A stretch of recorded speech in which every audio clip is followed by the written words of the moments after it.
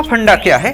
वायु, विंड, ठीक है, विंड या हवा, यह किस तरीके से हमारे प्रेशर को डिस्टर्ब करता है। देखिए हम ये देखते हैं कि अगर किसी स्थान पर लो प्रेशर क्रिएट हुआ तो आसपास की हवाएं उसके पास आ जाती हैं, ठीक है।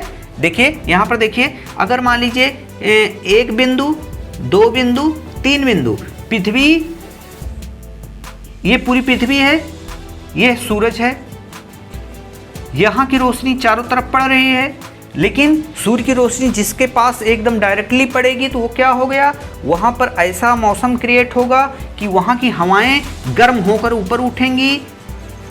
तो यहाँ की हवाएं जब उठ गई तो ये स्थान लगभग खाली, तो यहाँ पर जो हवाएं हैं लेकिन कम टेम्परेचर है, मतलब कम टेम्परेचर अधिक प्रेशर, तो यहाँ से ये हवाएं इधर की तरफ मूव होंगी और इस क्षेत्र के सभी लोग कहेंगे कि ओ हो यहाँ पर तो आंधी आ गई। अब यहाँ पर क्या हुआ, यहाँ पर भी प्रेशर एकदम कंप्लीट हो गया और यहाँ के जो जलवाष्प धूल कण थे ऊपर चले गए, ऊपर गए वो भी प्रेशर लगाए। तो ये सर्किल पूरी तरीके से चलता रहता है। इन सब चीज़ों को आगे भी हम अभी पढ़ाएंगे और बहुत विधिवत तरीके से पढ़ाएंगे। बस यह बता रहे हैं कि प्रेशर हम पढ़ा रहे हैं, वायु दाब हम पढ़ा रहे हैं। बस किस लिए अभी इतना बोल रहे हैं, इतना समझा रहे हैं, क्योंकि आपको हम वायु दाब पेटियाँ पढ़ाने जा रहे हैं। जो 7 पेटियाँ हैं पृथ्वी पर हवाओं की, उसको हम पढ़ाने जा रहे हैं। हवाएं किस तरीके से हमारे 0 डिग्री से 90 डिग्री तक मूव होती हैं और उसके 7 बेल्ट हैं। उस बेल्ट को समझाने के लिए इतनी चीज़ें हमको बताना पड़ रहा है।